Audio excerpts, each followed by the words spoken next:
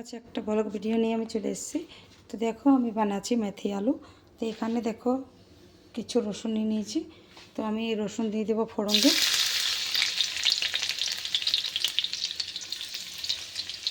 এটা শুকনো লঙ্কা ভালো করে ভেজে নেব। আর আলু দেখো আমি কেটে রেখেছি।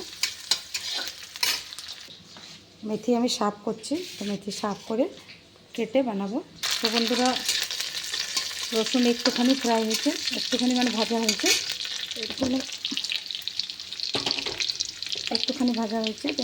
ভাজা হয়েছে তবে এখন দিয়ে দেবো রসুন আলু। তো বন্ধুরা, এই যে আমি আলু দিয়ে দিয়েছি।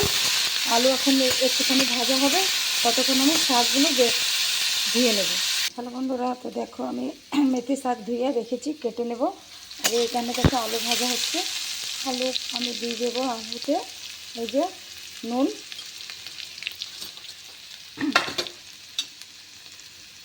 আর বাংলাতে আমরা নুন বলেই আছে, নমক বলে।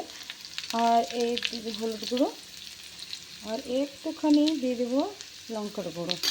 আর বেশি মশলা এটাতে পড়বে না। তো এইটা আমি ভালো করে লাল করে ভেজে নেব। ততক্ষণ আমি এখানে এইটা থেকে ভাজা হবে, তখন আমি শাক কেটে নেব। তো বন্ধুরা, আমি এদিকে মেথিও কেটে নিয়েছি। তো শাক দিয়ে দেবো।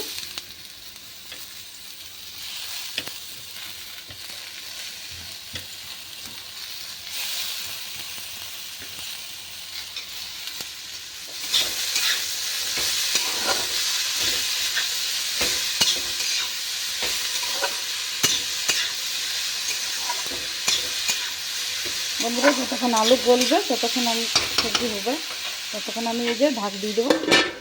হ্যালো বন্ধুরা, তো 10 মিনিট আমার হয়ে গেল। তো দেখে নেবো। তো দেখো কী সুন্দর আলু মেথি সবজি হয়েছে, একদম শুকা শুকা। তো বন্ধুরা, এমনি তোমরা আলু মেথি বানিয়ে খাবে, বড় ভালো লাগবে।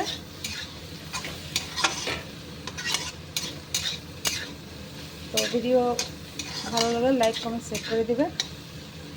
আমার মোবাইলে কারোর শেয়ার হয় না, নয়তো আমি সবার আইডিতে যেতাম। দেখো আলু খুব ভালো করে পেকে গেছে।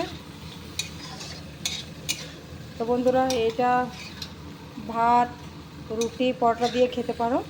তো তোমরা ঘরে বাড়িতে বানাবো। ভিডিও ভালো লাগে তো লাইক কমেন্ট শেয়ার করে দেবে। আর বাই।